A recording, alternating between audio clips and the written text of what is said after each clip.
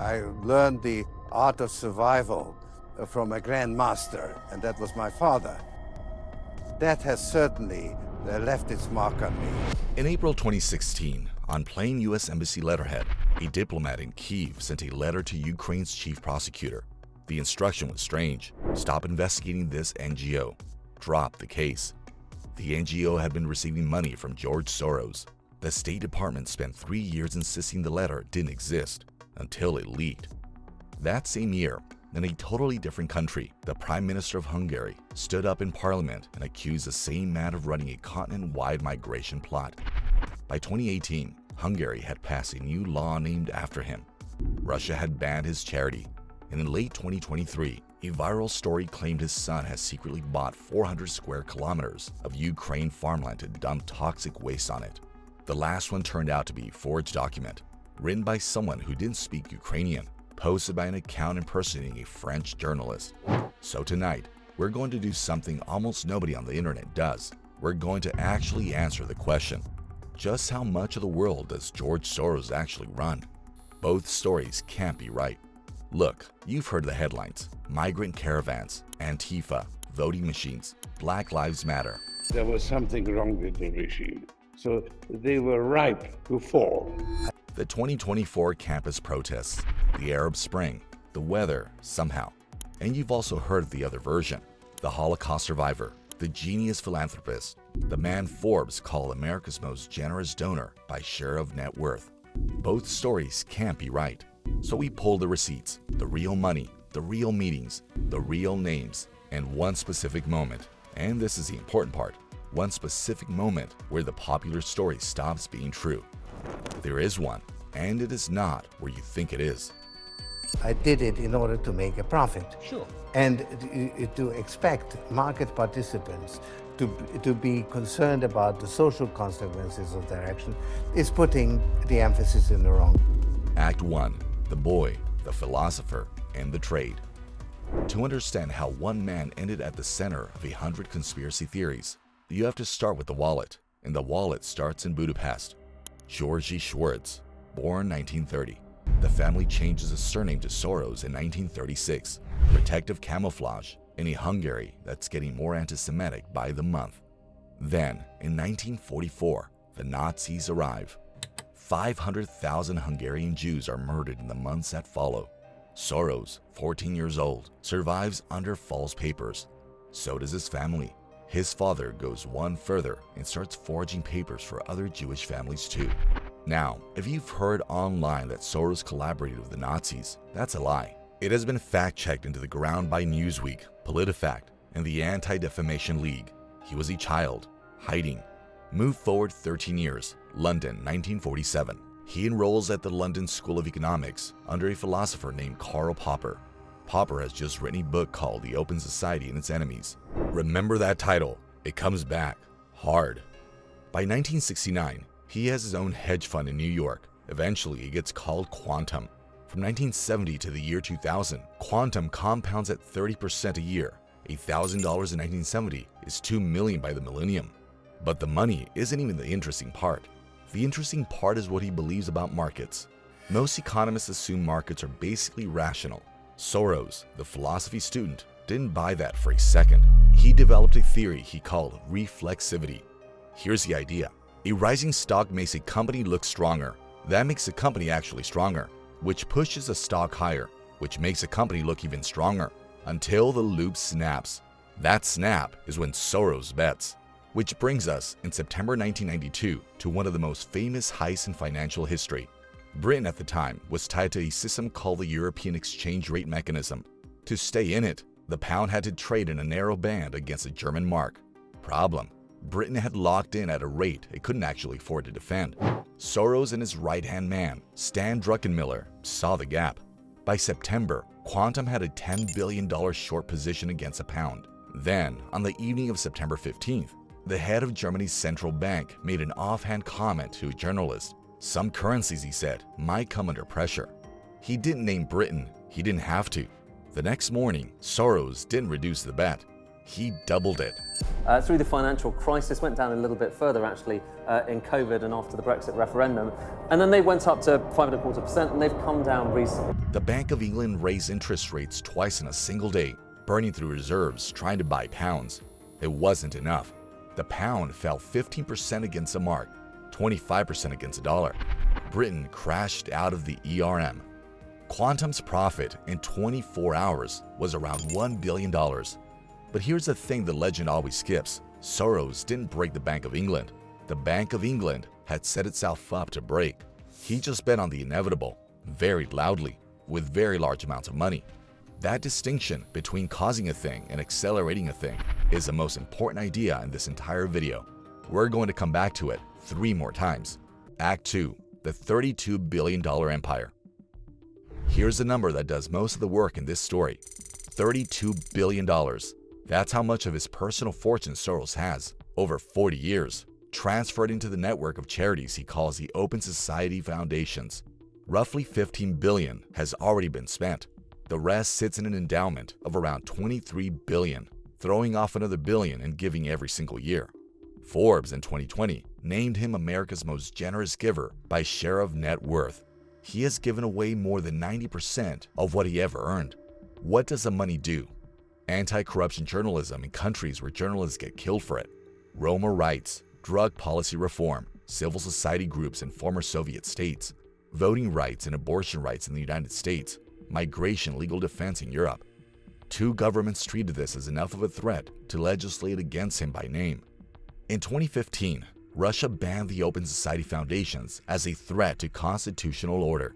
In 2017 and 2018, Hungary's Orbán government passed something the world's media nicknamed the Stop Soros laws. They criminalize assistance to migrants. They tax NGOs. Open Society moved its European headquarters from Budapest to Berlin. Central European University, the graduate school Soros founded in 1991, was forced to relocate to Vienna. You don't pass a law named after a man who has no power. Then in June 2023, something happens that almost nobody in American media noticed. George Soros, age 92, hands the entire empire to his 37-year-old son, Alex. George Soros confirmed his retirement during an interview. He said his son, Alex, would succeed him. Within 3 months, the new chairman does something the old man would never have done. A 5-month grant freeze, a 40% staff cut, Deloitte hired to resign the operation. Alex has been more openly partisan than his father. He told Bloomberg the foundation will become more political, especially in America. And one detail is genuinely shocking. From 2018 to 2022, Soros-linked political action committees were the single biggest funder of progressive district attorney candidates in the country. Philadelphia, Los Angeles, Houston, Chicago, the famous Soros prosecutors. He spent billions helping progressive radical Democrats running for various offices, from governors to district attorneys and attorneys general. In the 2020 election cycle, those PACs received over $4 million. In the 2024 cycle, $131,000, a 97% cut. The single most attacked Soros project in American politics was effectively abandoned.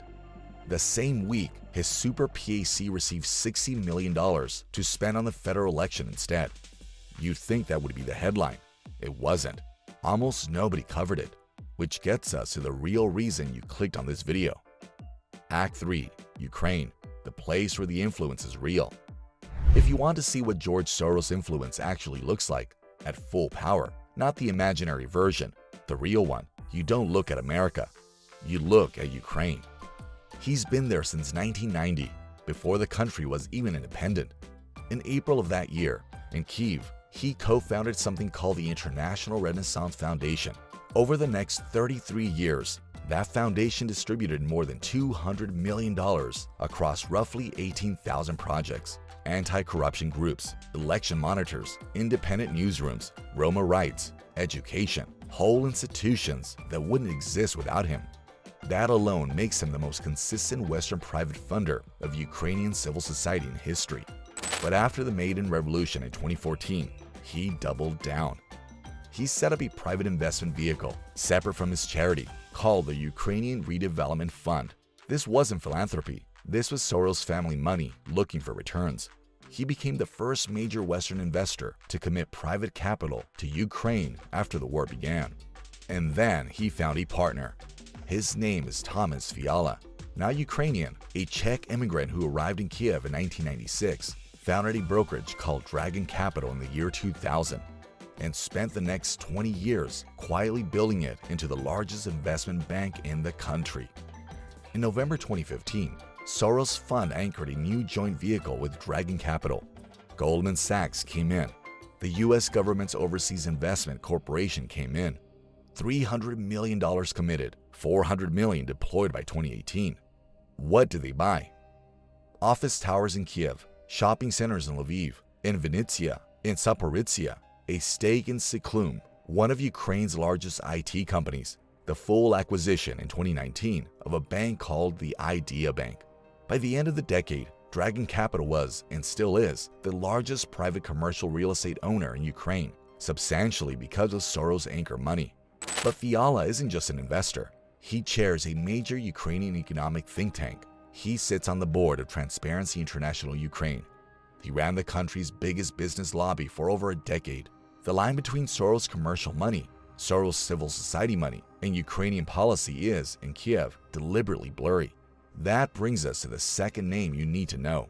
Viktor Pinchuk, Ukrainian oligarch, worth around $3 billion, married to the daughter of former president Leonid Kuchma, founder of Yalta European Strategy, the annual conference where, since 2004, Western diplomats and business leaders have met to talk about Ukraine.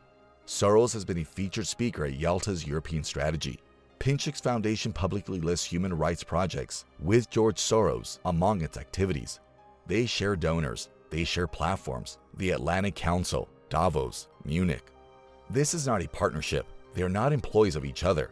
They are two centers of gravity in the same pro-EU Ukrainian elite ecosystem, moving on the same circuit for 20 years. In Ukrainian politics, critics have a name for the people in this orbit: Sorosites. Some really are direct grantees of his foundation, the founders of the Anti-Corruption Action Center, researchers of the Reanimation Package of Reforms, a coalition of 83 NGOs that, partially with Soros funding, drafted dozens of laws after Maidan.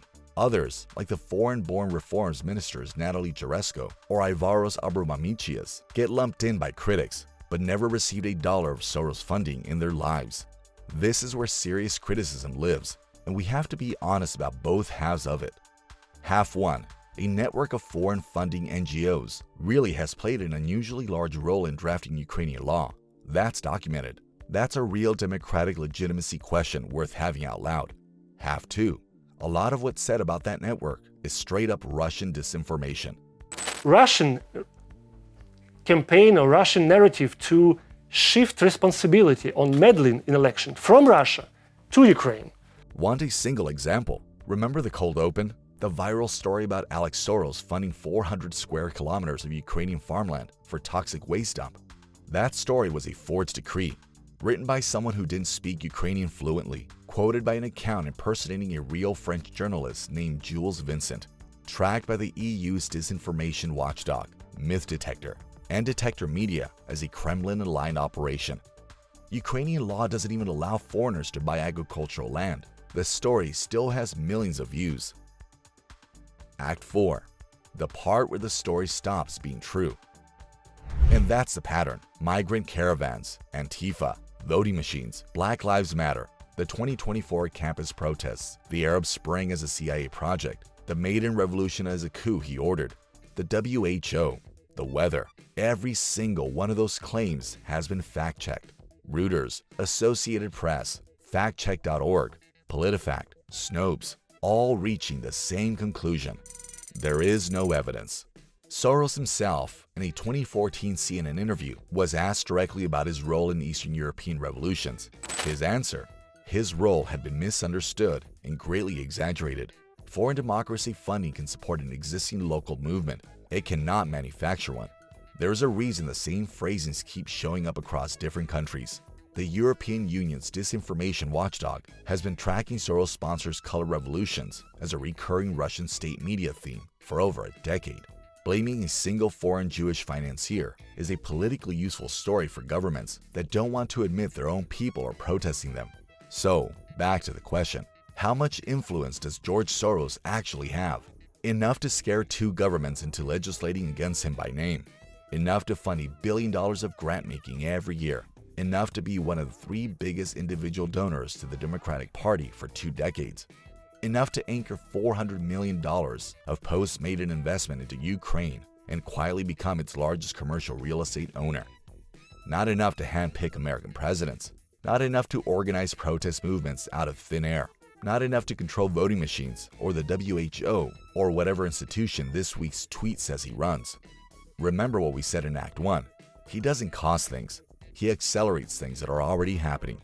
And right now, the thing that's already happening, the thing almost nobody is covering, is that the original Soros has stepped back. Now let's talk about George Soros. The controversial financier is retiring. And his 37-year-old son has taken the controls of the largest political philanthropy on earth.